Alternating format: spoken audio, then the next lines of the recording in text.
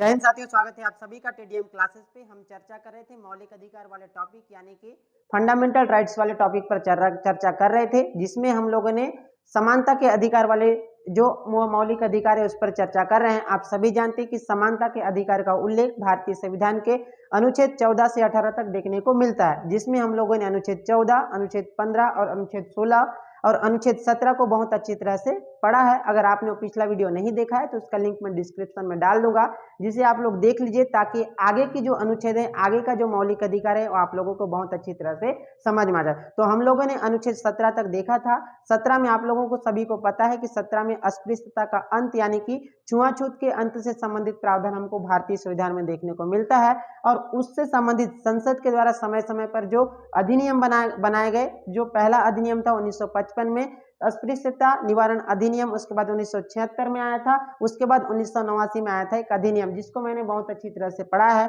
आज हम आगे के अनुच्छेद यानी कि अनुच्छेद 18 के बारे में चर्चा करेंगे। तो अनुच्छेद 18 आप लोग लिख लीजिए, नोटबुक पेन अपने साथ रखिए और नोट करते जाइएगा।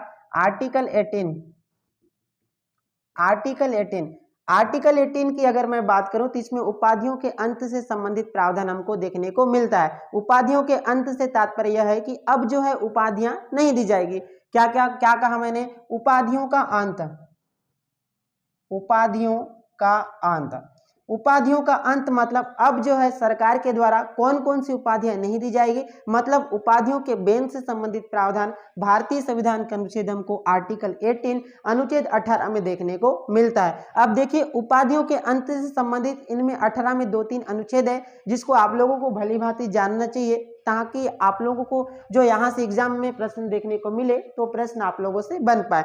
तो देखिए 18 में क्या दिया गया है? उपाधियों के अंत। कहने का मतलब है कि अब जो है उपाधियां नहीं दी जाएगी। जैसे आप लोग जानते हैं कि पहले महाराजा की उपाधियां दी जाती थी, राय बहादुर साहब या फिर दीवान साहब, इस प्रकार की उपाधियां जो दी जाती थी, उन सब उपाधियों को अब क्या किया गया है? अंत कर दिया गया है। ठीक है, क्लियर है इतना?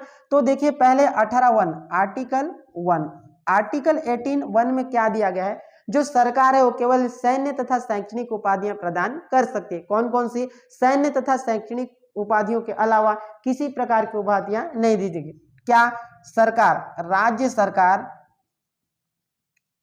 आप सभी जानते हैं कि पॉलिटी में राज्य का मतलब संपूर्ण देश से लिया जाता है। तो राज्य सरकार केवल केवल सैन्य तथा शैक्षणिक, सैन्य तथा शैक्षणिक उपाधियां प्रदान कर सकती है, उपाधियां प्रदान कर सकती है।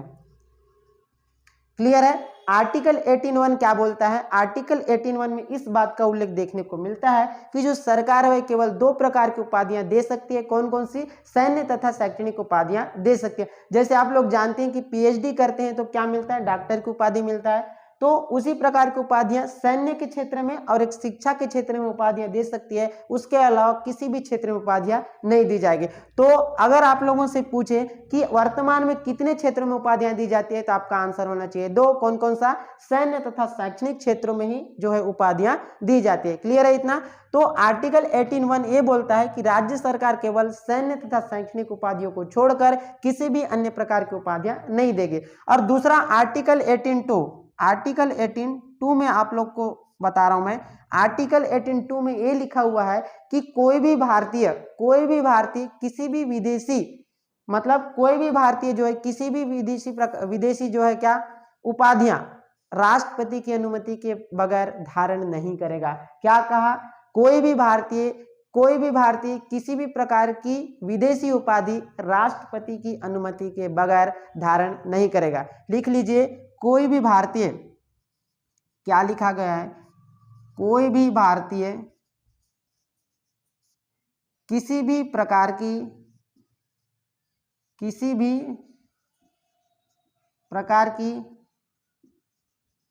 विदेशी उपाधि राष्ट्रपति की अनुमति की बगैर धारण नहीं कर सकता। मतलब आर्टिकल 18(2) क्या बोल रहा है, कोई भी भारतीय नागरिक किसी भी प्रकार की विदेशी उपाधि को जब तक राष्ट्रपति की अनुमति नहीं होगी तब तक वो धारण नहीं कर सकता। ये आपका अनुच्छेद 18(2) बोलता है। ठीक है, मतलब कोई भी भारतीय जो है किसी भी प्रकार की विदेशी उपाधि को तब तक धारण नहीं कर सकता जब तक कि उसको राष्ट्रपति अनुमति नहीं देता या फिर राष्ट्रपति की सहमति के बगैर वो किसी भी प्रकार की विदेशी उपाधि को कोई भी भारतीय धारण नहीं कर सकता। ये आपका आर्टिकल 18(2) में देखने को मिलता है। अगला आर्टिकल देख लीजिए, आर्टिकल 18(3). आर्टिकल 18(3) इस बात का उल्लेख करता है कि किसी भी प्रकार का कोई भी भारतीय किसी भी विदेशी नागरिक को किसी भी प्रकार का भेंट, उपहार या फिर सम्मान राष्ट्रपति की अनुमति के बगैर नहीं दे सकता। आप लोग ध्यान से सुनते जाइएगा। देखो पहला में क्या बोल रहा है, कोई भी भारतीय किसी भी प्रकार की विदेशी उपाधि को, पहला में क्या लिखा गया, विदेशी उपाधि को धारण नहीं कर सकता कोई भी भारतीय राष्ट्रपति की अनुमति के बगैर। आर्टिकल 18(3) क्या बोल रहा है, कोई भी भारतीय किसी भी विदेशी नागरिक को कोई भी भेंट, उपहार या सम्मान राष्ट्रपति की अनुमति के बगैर नहीं दे सकता। आर्टिकल 18(3) में देने की बात बोल रहा है और आर्टिकल 18(2) में लेने की बात बोल रहा है। दोनों ही राष्ट्रपति की अनुमति के बगैर नहीं हो सकता। क्लियर है इतना? ठीक है, तो देख लीजिए आर्टिकल 18(3) क्या बोल रहा है, कोई भी भारतीय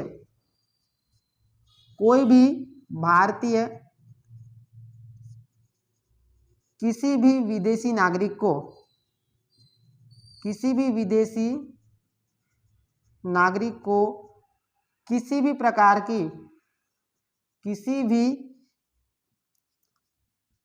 प्रकार की भेंट,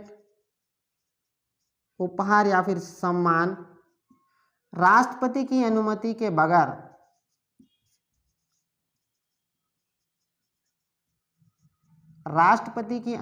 बगैर नहीं दे सकता।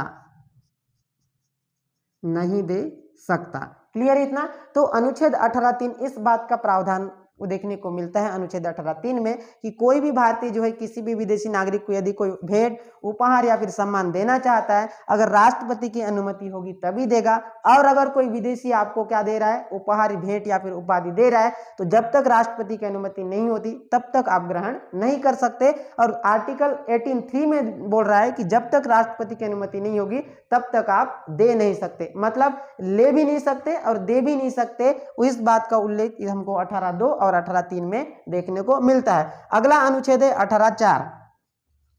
18(4). अगला अनुच्छेद है 18(4). अनुच्छेद 18(4) में यह प्रावधान लिखा हुआ है कि कोई भी भारतीय किसी भी विदेशी नागरिक को तथा कोई भी विदेशी किसी भी भारतीय नागरिक को राष्ट्रपति की अनुमति के बगैर ना तो कोई भेंट, उपहार या सम्मान दे सकता है, ना तो कोई भेंट, उपहार या सम्मान ले सकता है। मतलब ना तो कोई भारतीय विदेशी से ले सकता है, ना तो कोई विदेशी भारतीय को दे सकता है राष्ट्रपति की अनुमति के बगैर। मतलब राष्ट्रपति की अनुमति के बगैर ना तो ले सकता है ना तो दे सकता है। इस बात का उल्लेख हमको अनुच्छेद 18(4) में देखने को मिलता है। तो क्लियर है इतना? 18(1) में मैंने बताया कि राज्य सरकार जो है केवल 2 ही उपाधियां दे सकती है, एक सैन्य के क्षेत्र में और दूसरा शिक्षा के क्षेत्र में। अनुच्छेद 18(2) को मैंने बताया कि कोई भी भारतीय किसी भी विदेशी नागरिक से राष्ट्रपति की अनुमति के बगैर कोई भी उपाधि ग्रहण नहीं कर सकता। अनुच्छेद 18(3) में मैंने बताया कि कोई भी भारतीय किसी भी विदेशी नागरिक को कोई भी भेंट, उपहार या फिर सम्मान राष्ट्रपति की अनुमति के बगैर नहीं दे सकता।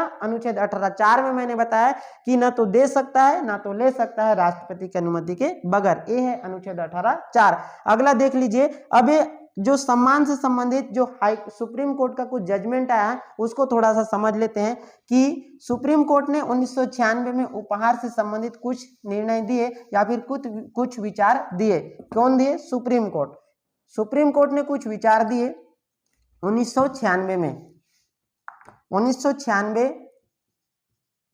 1996 में सुप्रीम कोर्ट यानी कि सर्वोच्च न्यायालय, इसी को उच्चतम न्यायालय भी कहते हैं, इसी को उच्चतम न्यायालय के नाम से भी जाना जाता है।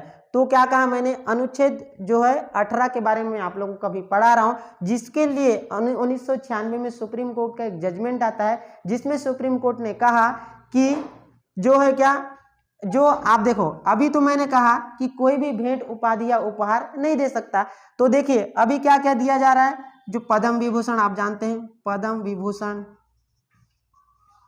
फिर पद्म भूषण, फिर क्या, पद्मश्री।